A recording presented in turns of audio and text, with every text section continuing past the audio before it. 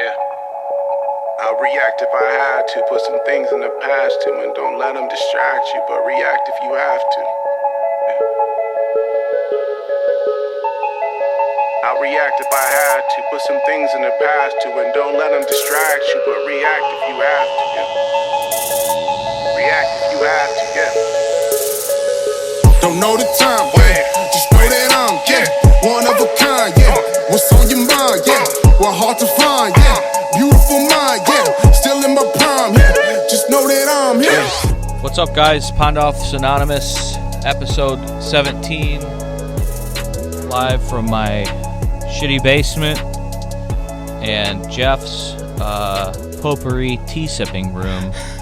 That's right. Where the fuck are you sitting? You know, I've decided I was going to move. I've left my wife. I've moved to some swanky New York apartment so I could get all the coronavirus for myself. Yeah, you got yourself a nice little background there, man. I should hold on. Maybe I should do this real quick. So here's where I'm actually sitting. For those who are watching us on video, it's a green screen. It's a green screen. So yeah, if you're listening on the podcast, you have no idea what the fuck we're talking about. That's right. Yeah. So sorry. Well, yeah, that looks fancy, brother. I guess is that your nice little piano in the background? Yeah. Let me turn around and play it. All right. Oh shit! Oh, I swore. I'm in trouble now.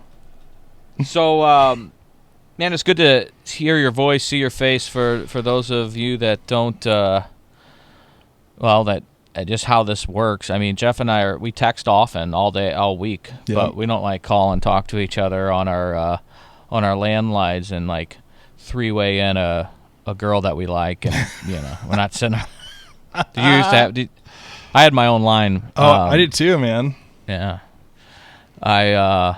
we would do the three-way calls quite a bit in like junior high, and that was junior high really, because in high school, I mean, we had pagers, and then I think cell phones towards the second, probably junior, senior. Yeah, I'd say we had cell phones probably in high school. I got my phone when I turned 16, the old Nokia. Yeah, played Snake. Oh yeah. Fuck, I was awesome. I'd kill anybody in Snake.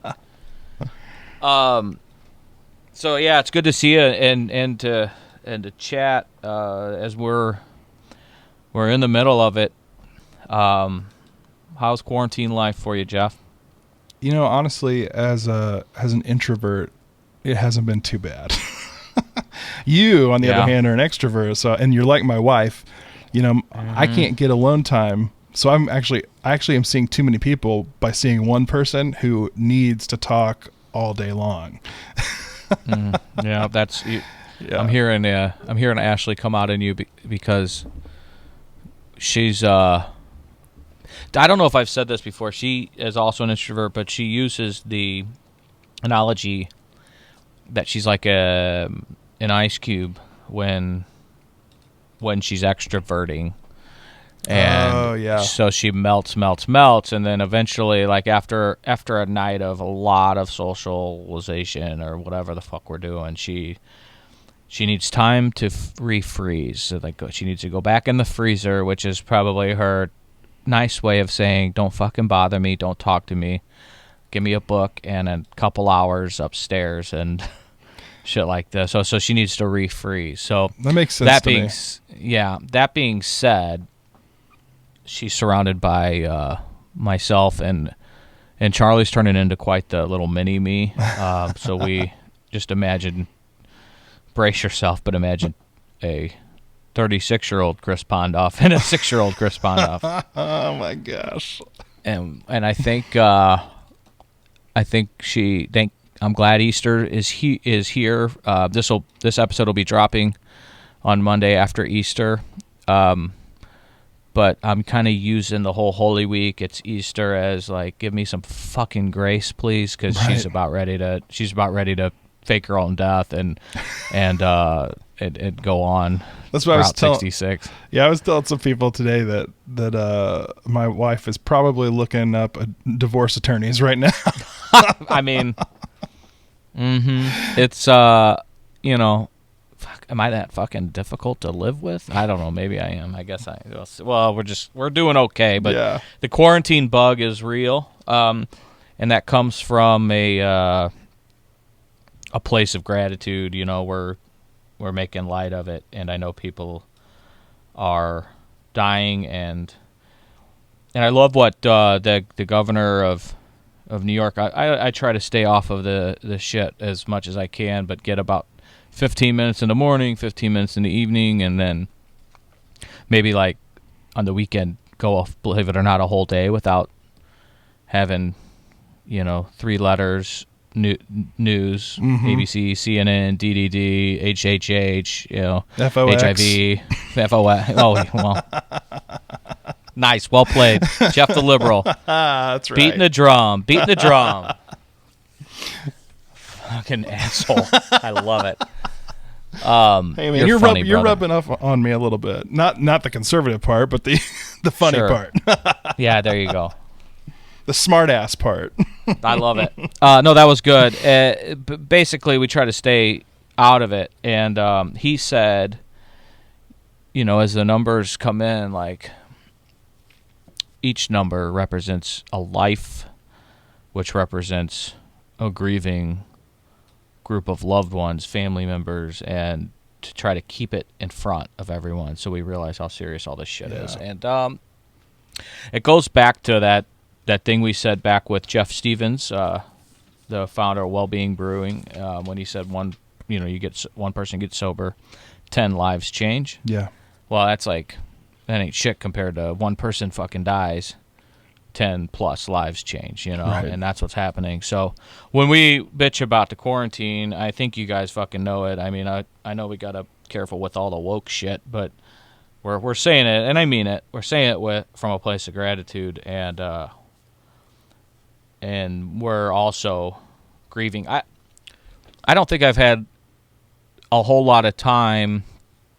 And maybe sometimes I'll probably fucking repeat myself from episode to episode, but we've had guests on the last couple weeks, I think, and I understand that this is a real tough grieving period, and Jeff and I probably spoke about that. We did do that one quarantine episode, and where I'm fortunate enough where we still have income rolling into our household from both me and my wife. And it's like survivor's guilt, and I had a bad case of it when I was little and growing up through until today. I mean, it's kind of fucked up. Like during that go-kart accident that I talked about, where my best friend was killed when I was little, and you grow up like, well, it wasn't. Well, I was lucky to survive. I'm happy that it wasn't me, but they're also brutalized like fucking gut-wrenched. And you have parents, for instance, my parents, I always hear the story that when my grandparents got the call about that go-kart accident, they were like immediately relieved with joy that it wasn't me, but then they like immediately got crushed with grief, and you can do both at the same time. You can feel both at the same time, and I've never understood that as much until I started fostering that you can feel all kinds of different emotions at once, and it's fucking hard. But that's kind of how I feel now during this shit. Like, I got money coming in. Ashley and I are blessed enough but my fucking cousin, who's like my brother's a restaurant owner, and he's getting fucking crushed right now. Yeah. And I mean, not to mention the people that are sick and dying, and all the healthcare workers. We've talked about that, and anytime we talk about the quarantine, it's not ever forgotten. We're fucking so mindful, and I don't feel that I need to explain my sense of humor too often, but I did want to take this time and platform to explain that and I know Jeff feels the same way. We do text about that quite a bit. Yeah. And the other day I was bitching because this would have been a real problem had I run out of Andrea's steak sauce. Right. But that's problem's been rectified, and I'm good to go. I about 6 to 8 weeks of if I ration it out on my grilling, but I was bitching the other day that fucking daytime television sucks, man. I mean, I don't want to watch the news like we just said, but I'm fucking. Besides my story, and I've been, when I'm working and I got the TV on, it's in my office, and I always have it usually during the day on Channel 4, which from 11 to 12 is The Young and the Restless, which I've been getting back into. Yeah. And then Victor's in Trouble. Victor's in Trouble. For those of you, I hope I'm not giving any spoilers. Oh, is that? I would be pissed. Is The Young and the Restless your show, or is it a different? No, The Bold and the Beautiful. The Bold and the Beautiful. Yeah. Okay. All right. So Ridge and Brooke are on the outs. It's a big deal, and that Brooke, they call her the slut from the valley. And I'm telling you, she's banged everybody on this fucking show, man. But I'm in love with Hope, the character, and I've actually now followed the actress on Instagram and have participated in one of her Instagram lives. I'm a super fan, man. I'm a fucking Bold and the Beautiful super fan. You kind of dive in headfirst into everything you get into, though. God, I'm not ashamed to admit it. And for those of you that don't follow my story, you get with it, because it's captivating. Are they doing are they doing it through FaceTime now with each other? Is that the relationship? No, I've done the research, Jeff. I'm glad you asked. Yeah. That's a good question. Fucking hard-hitting question at that. Bold and Beautiful is about 6 weeks ahead of schedule on episodes to release. Gotcha. So that being said, they've cut back to new episodes Monday through Thursday, and then every Friday is called Flashback Friday, as you knew, as everyone knows. And I read this article that I think Young and the Restless is probably in the same boat. So we're going to be fucked in a couple weeks, but they're doing some things to drag it out, because all the actors and actresses are, all the production is closed down in Hollywood. So, but for Days of Our Lives, which is on the outs, people are getting ready to cancel that bitch. That the Hourglass show. Oh yeah. Story, and my poor I'm glad my grandmother wasn't. If something happens to Days of Our Lives, but they're 8 months ahead of schedule, so this might bring them back, because they might be the only fucking story you can watch. Yeah. During this quarantine. So, but it's what's so funny? Nothing, man. Turn it on. It's a great. It's 12:30 to 1. You're missing out. I know. Yeah, it's only half an hour, right? Yeah. Yeah, and you take a lunch break and watch my story with me. I'd love to have somebody to chat with about it, because Ashley makes fun of me. My mom used to always watch it with her mom, my grandma. So, but it's funny. She's like, so who's Brooke sleeping with now? Because it's the same shit for 30 years. This thing's been on, and you don't miss much if you take a couple weeks off. But I DVR it like clockwork. And your sister is not named after this Brooke character yet. That's a family joke. Did we talk about that already? I think so. Okay. I think so. She's not, but I think she kind of is, because my mom really loved that name, and it wasn't super popular back. I guess Brooke's 26. Did you see her do a little cute little social media post with our hats that you're not wearing today? I know. I left it in the back seat of my wife's car, and now I'm stuck with. She's probably sporting it. She, of course, she's probably wearing it. You had to get that specially made for my big head. Have you seen my wife? Oh, that's a good point. She could probably fit two of her heads. That's right. That's right. All right. Well, like I said, if I were paying you, I could fine you, but I'm not paying you. That's right. Yeah. So yeah, man, I will say this quarantine's got me a little fucking emotional though. Was it last weekend? Ashley and I watched with Charlie, made some popcorn and watched Toy Story 4, and I hadn't seen it yet. Have you seen it? I haven't. No. Fucking started bawling at the end of it. I started fucking bawling at the end of Toy Story. I'm losing it. I started crying at something else the other day too. Probably something to do with Evie. I mean, we were listening to the Good Friday service. Uh-huh. And as we've stated, she's moving on, and our hearts are broken. Not to lay the guilt on. Oh, you're gonna cry. You're gonna cry tomorrow then too. Oh fuck! Don't ruin it for me. But fuck. She did did you do the? Yeah, you know all about the Good Friday 12 stations, right? Where you watch each station, and she narrated the whole thing, well, most of it. Yeah. And as soon as Ashley and I heard her voice, we looked at each other, and Ashley started bawling. I'm like, and I started getting teary-eyed. I'm telling you, this quarantine's tugging on my fucking heartstrings a little bit, brother. I understand. God. And I'm not much of a crier, Occasional romantic comedy gets me. Yeah. Oh, I cry. Yeah. Oh, are you? God bless. I'll cry.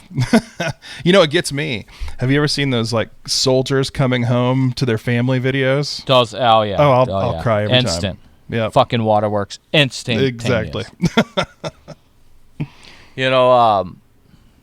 Matt, our on the last episode said something that kind of wanted me to. I was looking forward to sitting down with you to do this episode. And fuck, I even gave you an out. I said, do you want to take a break? I know. So Jeff works for the church, and they are just busting it. They're breaking his balls, right? I mean, it's Easter. This is their FedEx and UPS around Christmas time. Yep.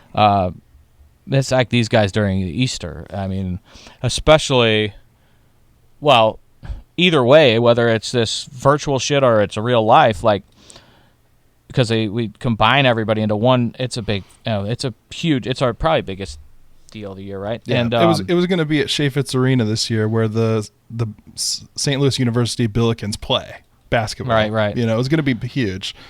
I went to a Joy concert with my wife there, to Chaffetz, and I was they weren't serving alcohol, and Ashley was going to get a glass of wine had they been, but they weren't, and we got a quick snack at this concession stand.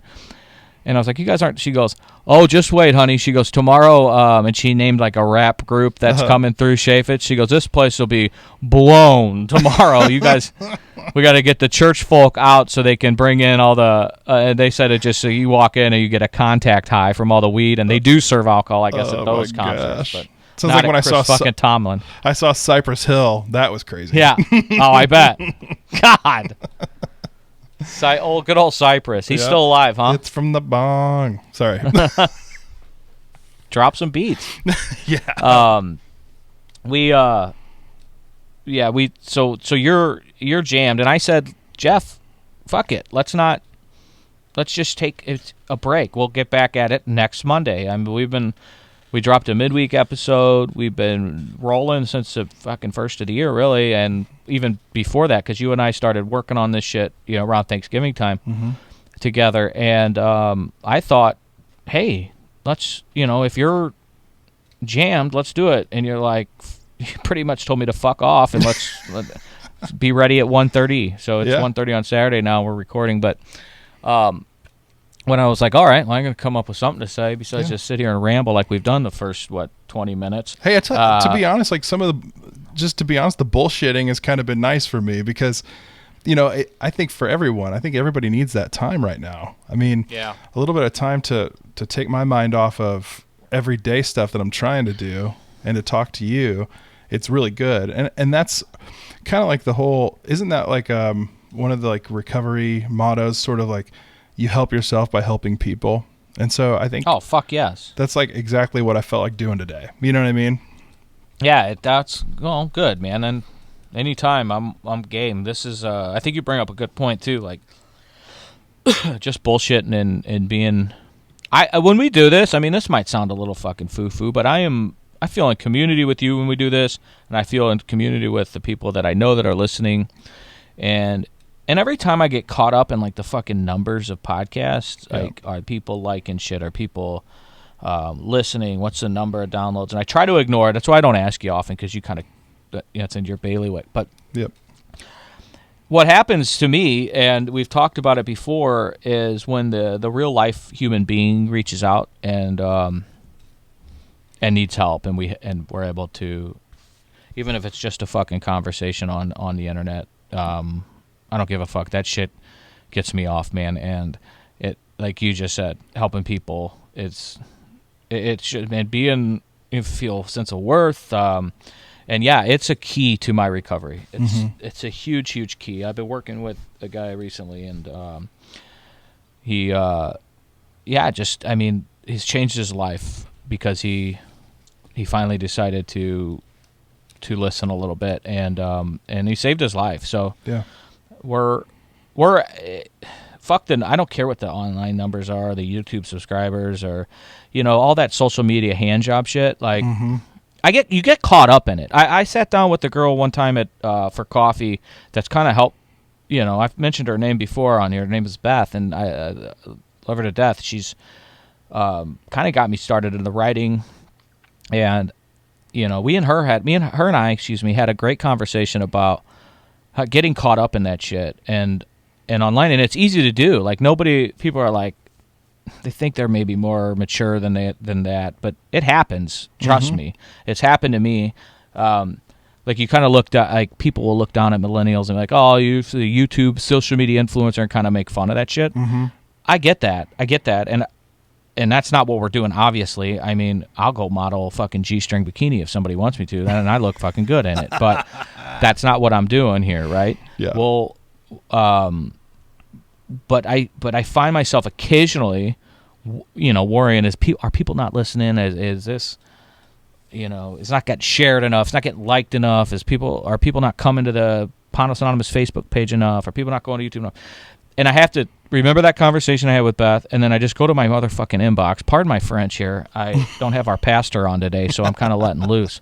Had some built-up F-bombs in me. Yeah. But I go to my inbox. I go to my Facebook Messenger. I go to the Panos Anonymous page, and there's always at least one fucking person that's needing help and reaching out and we're in conversation with. So as long as that shit keeps going on, you and I are going to keep bullshitting. That's right. And keep putting ourselves on top of that hill. Hey, that was screaming from the top of our lungs about this shit. That was the day one goal, right? If we can help one person, and I think that's, every day it's one person. That's great. So yeah, let's keep on keeping on, that, Jeff. And I appreciate that, because that encouragement helps me with my anxiety. This isn't a self-promotion blowjob here, but that's what we're here for. And like Jeff said, it is a good break from reality. I mean, to talk about reality, actually, it's a good break from the, you know what I mean? Fuck me. Yeah. Another thing to it is when Matt was on, and to kind of talk about what, helping people, and it's a perfect time to weave in what I was really wanting to talk about today, because I've been saying we'd get to it, that part 2 of that podcast series thing, one out of 3 I was going to do,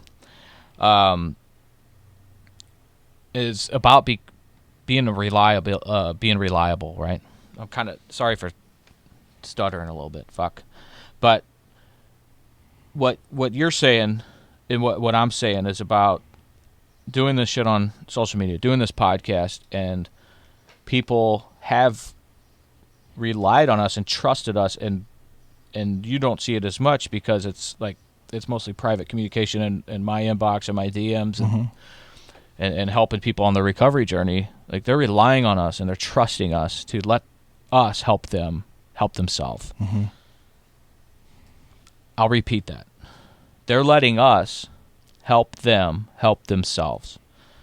Yes. Which is, it's a powerful fucking thing that's happening because of this. So, because Jeff and I are yelling and people are listening, and that's what matters more than any like, share, or handy you're going to get online. So that, taking that word reliable, that's what I've wanted to talk about in this part 2 of this podcast series that we started about a month ago. We were together recording it, I think. Yeah.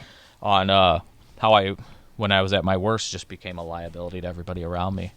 How bad it was in my personal alcoholism story.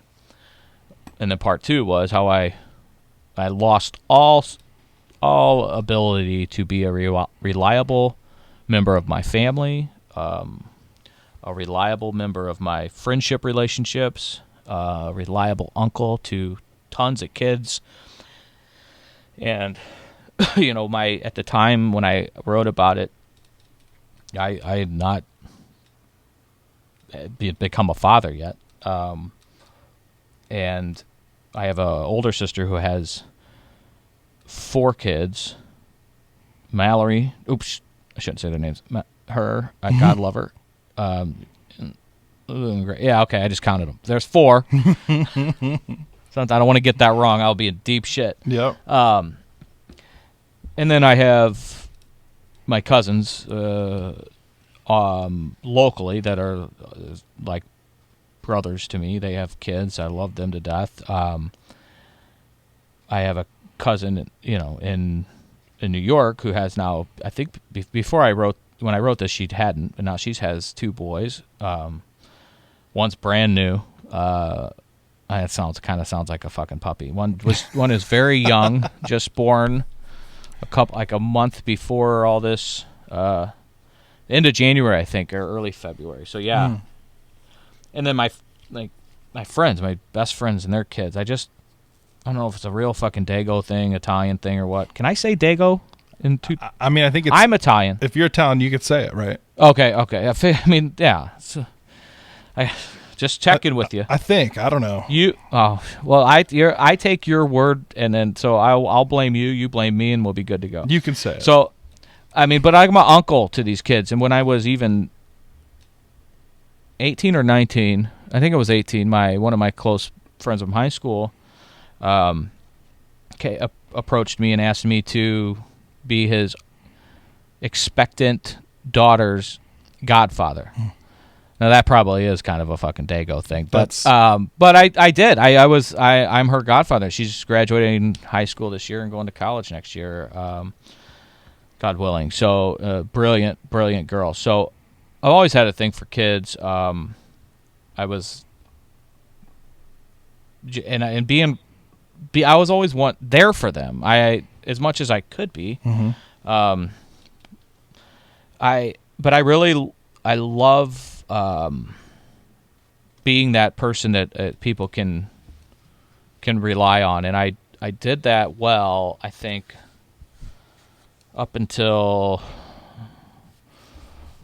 I got hooked up with that stripper, and I guess that your reliability starts going down a little bit. And I was living at that time for Chris Pondoff. I wasn't living that time for anybody else. And I'm not throwing that gal under the bus. But there was a lifestyle that I was living that involves, that profession, and your reliability starts to go down a little bit and that's probably was the beginning of my descent in the reliability department. Excuse me. But I really didn't realize it until I was deep in it after my father died. And we've talked about it before. My cousin called me on a Saturday night and told me that his son had gone into cardiac arrest. And Ollie he had a damaged heart. He was born with a damaged heart, with a congenital heart defect. But he wasn't sick. Like, we were all hopeful, and I may be speaking wrong, but he was doing okay. He wasn't fully healthy. We were, I think, back then anticipating going on a list for a transplant. He might have been. But you get a call that your 13-month-old nephew has a heart attack. You drop everything, right? Yeah. Well, for me, it was drop the fucking cocktail at Fridays and, oh shit, what do I do? Because it was a Saturday night, if I remember correctly, and I was... it was a Saturday night. I don't need to say anything. I mean, it probably started around lunchtime, maybe a little earlier. But you get hit with that news and you got to go. You got to go. You got to roll. So, luckily, Kathy, who just passed away, God bless her, and we kind of dedicated that episode into that one episode to her, was managing the bar, and she was sitting next to me when I got the call, and she just saw my face and she knew this was serious shit. So she said, "Do not let him leave until I get back," and no more. She cut me off. I mean, it's all we know, right? Mm-hmm. And she went to the gas station, got me 2 large coffees, and she goes, "You can leave after you finish the first one because I know I'm not going to be able to stop you, but I can stall you." So I sat for about an hour and had a coffee because for some reason I don't think I would have had this self-restraint, but that was what she got out of me. She got an hour, and then I drove from Belleville to Cardinal Glennon, and it's a suburb of St. Louis on the Illinois side of the river, for those of you that are not familiar with St. Louis. And I drove, and I nowhere fucking near the legal limit, but I was such of a drunk, like your tolerance is okay, enough to get me from point A to point B. God bless, because there's so many times it could have gone the other way. Mm-hmm. So I got to the hospital, and we pretty much camped out there for 3 or 4 days in the PICU until he finally passed away. But that's when it hit me that my life had become so... Because you don't realize it when you're going through it. Like I said, when it started was 4 or 5 years before that, even before Tom died. It was a slow descend in the reliability and credibility department. Both those words are probably interchangeable. So, but that's when it hit me. Matt was in the fucking PICU with us. Linda Gastridge, you remember Linda? Oh, I love Linda. I do too. She's been, her nighttime shit has been getting Ashley and I through this. Yeah. It's appointment television, for lack of a better term. Mm-hmm. Like her 9:30 prayer she does at night, and yeah. So when somebody goes through shit like that with your family, like, you just don't ever forget them. That's and right. You love them forever. So Linda, love you. And she's I guess unofficially, I guess I can't, maybe I want to say endorsed, but she said a positive word or two about this podcast. Yeah. Even with the language considering, so that was that meant a lot to me. Yeah. But yeah, they were there, and you sit around and you do a little self inventory when shit like that goes on.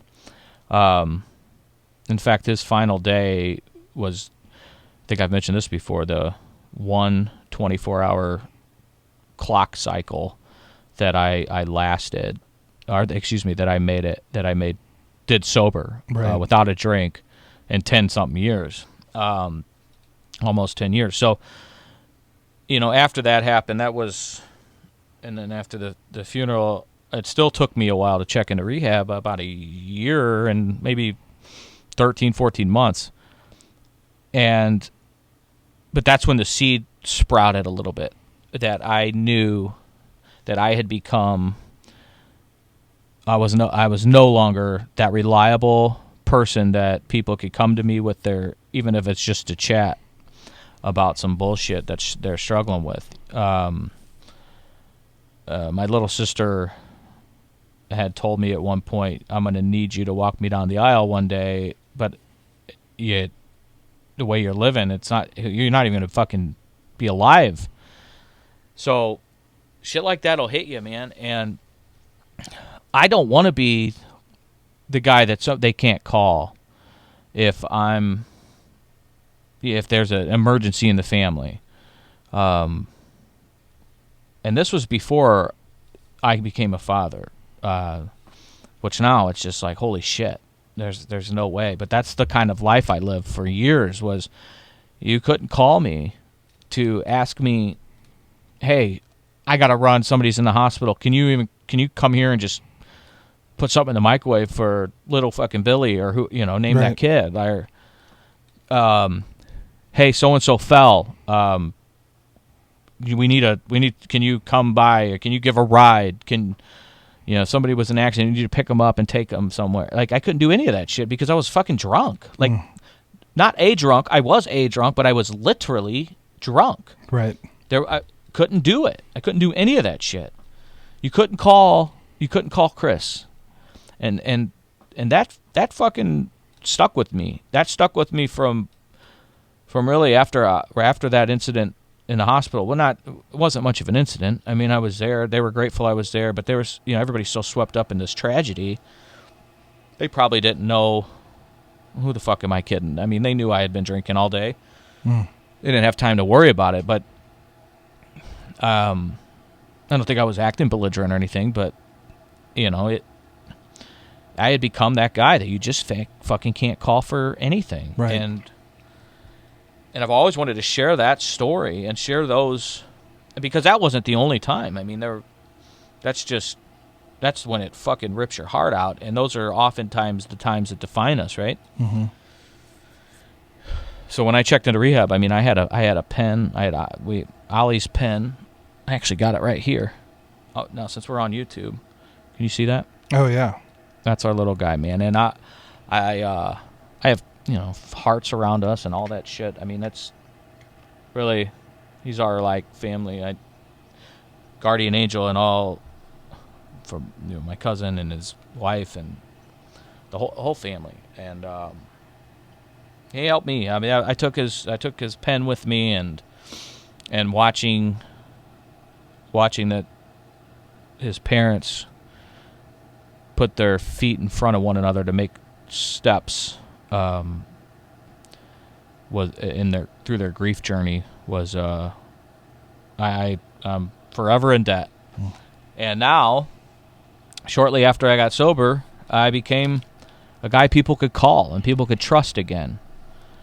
And it all goes back to what you said, and that's why, I mean, it fucking didn't prompt you or hold up a cue card on your ass to say it. That feeling of worth is I can't describe it, but it's like fuel in a empty fucking tank. It keeps me fucking going. Yeah. And we laugh. When I was in rehab, I got prescribed that trazodone to help me sleep, and I still take it at night, and it's it helps a little bit with anxiety and depression, but it helps me sleep, and I get a solid 6, 7, 8 if I'm ever lucky enough to get 8 with the trazodone. When my younger sister, who just did some nice little, she's beautiful, ain't she? She's so beautiful. Some modeling for us, and that was a good looking hat, wasn't it? That was good. Back early 20s in college, and she went to a school in Springfield, Missouri State. A couple times when she'd come home, and she was going out with her friends, and even after college, she's in her young 20s, so just imagine. If she knew she was going to be out late, she'd always tell me, "Don't take your pill because I might need to call you for a ride." No. So that became the joke. Like, oh shit, if Chris took his pill, I'm gonna have to call mom. But so she didn't want to have to call my mom. She wanted to call me. Right. Pick her drunk ass up from a bar or something. But so being that guy that's reliable again, that people can call with an emergency, and I can drop anything like normal people, and be there. It's incredibly powerful to me just to have that back. I'm lucky to get it back from, like, for instance, friends, family, these people. I've spoke about my cousin and his wife, because it could have easily been broken and gone after some of my drunk shit. I remember one time I just used to call people at like 2:30 in the morning and want to chat with them, right? Like, get the fuck out of here, Chris. Like, what are you doing? Well, when my cousin's wife was pregnant with Ollie, they were on my list, like, call and just, hey, what the fuck? What's going on? Just all shit-faced. And finally she sent me a text. She's like, Chris, I'm really struggling with this pregnancy. Please don't call me anymore drunk after midnight, Well, really. And I was so living in this life of alcoholism and a chip on my shoulder and pissed off at everybody. I got really mad at her and sent her a text. Like, it just wasn't. I hate even thinking about it, talking about it. My stomach cringes. And Mark had to kind of pull me aside and be like, "You're fucking out of line. Your life's unmanageable. Don't fucking, if you ever, heaven forbid, people go to sleep at 10 o'clock at night that are pregnant. Like, you're up drinking on a Tuesday fucking night till 3 a.m, shit like that." So. Yeah. I was able to repair all that. I hope. And incidents like that just stick in my craw to this day. I still feel like shit for doing things like that. But yeah, man, there's nothing better, and nothing I'm more grateful for getting that sense of being a reliable person in people's lives back after losing it, because I had it at one point, and then. The disease of alcoholism, and which led to lots of cocaine use and living a nocturnal fucking lifestyle, man. It just you lose it, and I take a lot of pride in being a reliable person, a person that someone can trust and can lean on if needed. So with that being said, that's my part 2. And the next time we all kind of sit down together without a guest, I can talk about part 3, which is about learning the word humility. And so it was how's the saying goes? Good, bad, ugly. So it was the ugly liability, because you got ugly. My life had gotten fucking ugly. The bad was reliability, because I wasn't. Not only was I not reliable, I became, I was bad liability, because people.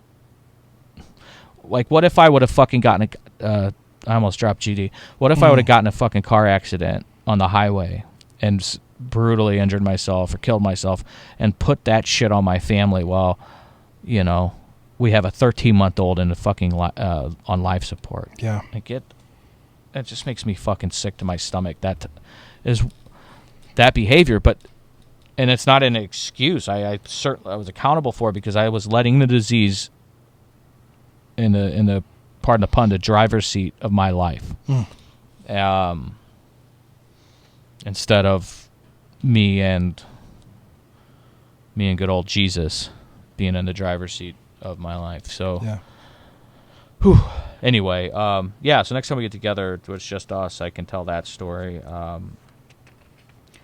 and some, Joey said something when he was on, like, I'm not trying to glorify what we did in the past at all, and that's not the point. So I can share some stories about how fucking. There are some funny ones about my drunk ass, and there's some pictures out there to fucking prove it. I think we posted one the other day of me, passed out on my floor with my dog, like, looking over me at my couch. Other and that's the bottom rung of the ladder. So I can weave some of those in, but I don't ever want it to come off as like we're glorifying it. It's really just to point out how fucking stupid they were and how lucky I am to be alive. Yeah. But have you ever jumped out of a moving car, shit-faced drunk, to go fight some fat fuck at Centerfield Tavern? No, none of those things. I've never. You don't watch Bold and the Beautiful. You don't get all shit-faced at a neighborhood tavern. I had a memory pop up on Facebook recently. I shared it. It was. Have you ever been to Mojack's? No. All right, so it's Mojack's with an M, as in Mary. It is a literal neighborhood tavern. So it's on the corner of on two streets that in a very residential area in like an old Belleville, right? Yeah. On the east end. And I think I know where it is. It's off of B Street. So is it near your sister's house? Yeah, I guess it can be. Yeah, that's. Okay. But there's another one over there. Okay. That's probably Night Moves that you're talking about. But, Maybe. Mojack's is for this description purposes, probably a blue collar tavern, right? Mm-hmm. Neighborhood tavern. And 2011, I think the memory was from. And since I reshared it on Facebook, I've been putting the pieces of the puzzle back together. And my favorite NASCAR driver, Matt Kenseth, best ever in the history of the planet, won a race that day. And when he won a race, it was like you get. It's like your team. I would equate it to when the Blues would win a playoff series, because at the time it wasn't all that often, and it's not every day that your favorite driver wins a race. So. He like the year he won a championship, he won one race out of 36. He just had good finishes, top 5, top 10, good finishes. I had a good finish last night. I'm just kidding. So he won that race. So I was on one. I think it was a Saturday night race, and then I was at Mojack's and I was outside with these fucking bikers. They all look like they're in Hell's Angels, right? Badass fucking bearded motherfuckers, tatted all up. Yeah. And I'm smoking a cigarette with them. Well, I had forgot that I had told my mom and dad where I was at, and they were up the hill at downtown Belleville at a nice wine bar, and they're like, we're gonna stop by Mojack's and have a drink with you. And I forgot I told them that, but I'm outside shooting the shit with these bikers, a cigarette hanging out of my mouth, and my mother comes walking up and she rips the cigarette out of my mouth and throws it on the ground, and she looks at the bikers, she points her finger in their face and says, "He is not to be smoking." That's what she told these bikers. Almost got me fucking killed, man. And your mom's not a tall or big woman. No. But she listened, and she was blaming them for my smoking. Yeah. So there's some good stories that can That's amazing. that we can share about some of my drunken days, even at that tavern. But yeah, there was that was a fun night, and I'm smiling just remembering it, which is probably makes for bad podcast radio or whatever the fuck we're doing. Yeah. But man, when people listen to this, they're going to. It's going to be after Easter, and I really my prayer is that something about this week, with the quarantine in one, and then Holy Week, and all the symbolism that's there, that there's some message that resonates for all of y'all that can help you get through another day, another week, another month of a tough time. So that's our hope and prayer, and I don't know, man. How are you gonna?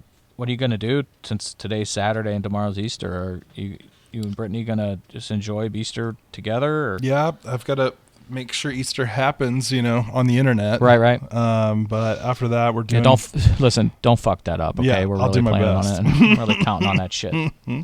Yeah, I'll do my best. We're gonna do a little breakfast casserole and some brunch and that kind of deal, and hang out. But I tell you, I'll say this too. We've invited you, our listeners, time and again, to check out our church. And I don't want to always bang that drum like you've said before, but I think since I work at the church, I'm privy to the basic theme of what our pastor's going to talk about, because I help him design his slides and presentation stuff.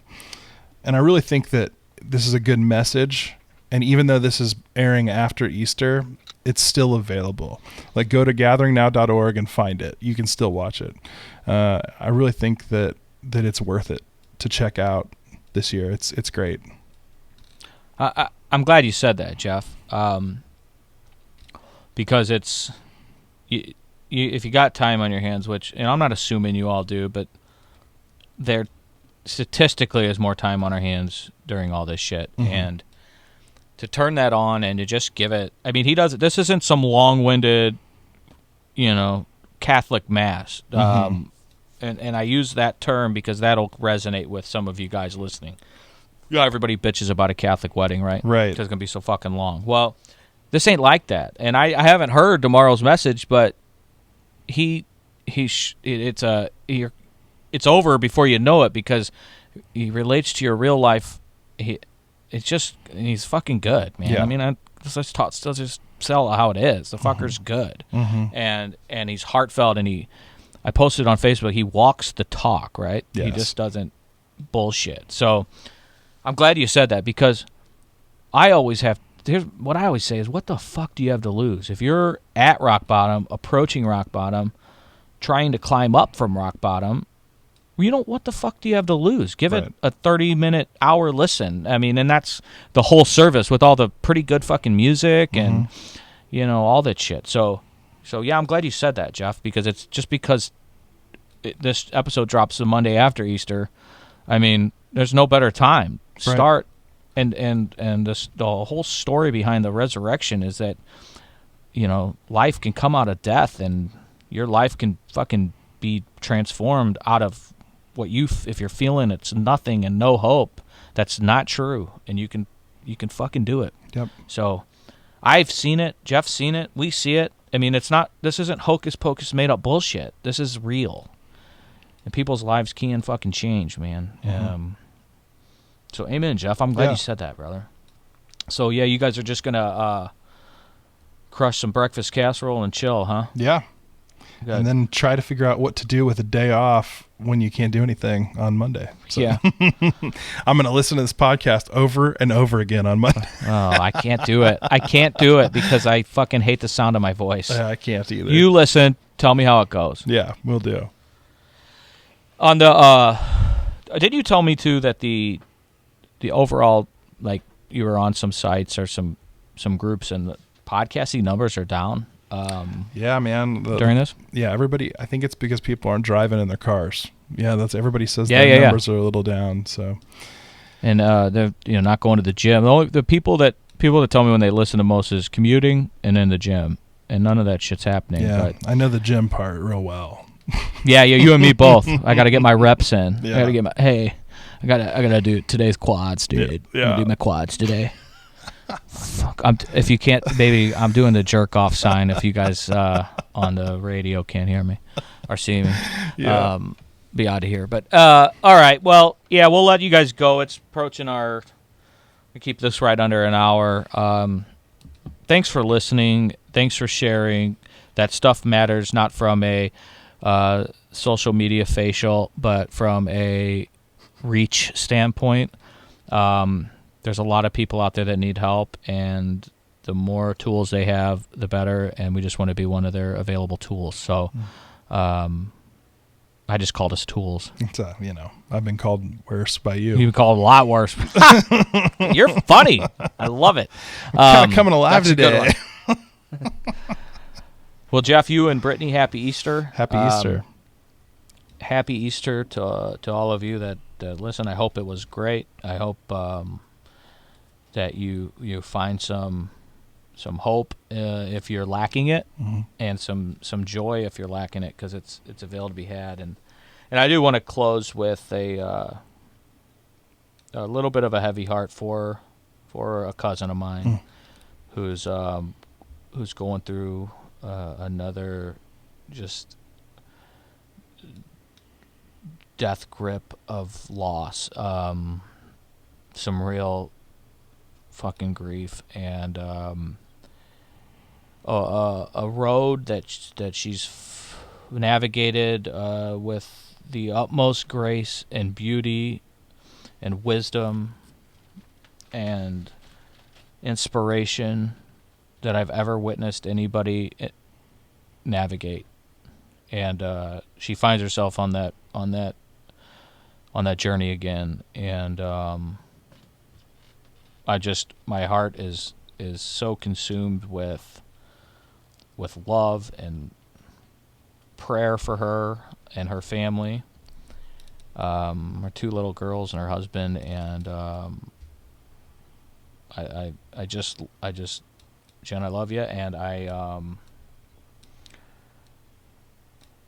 selfishly I need you, because your grief journey saved me from my deathbed, and that's a literal statement. So please cling tight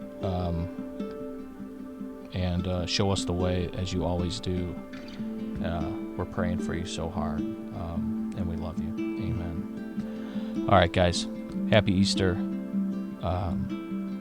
Resurrect your life.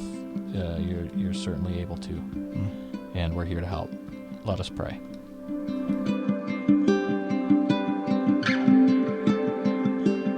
If you're struggling or know someone that is, please have them check out our podcast and reach out to Chris or me.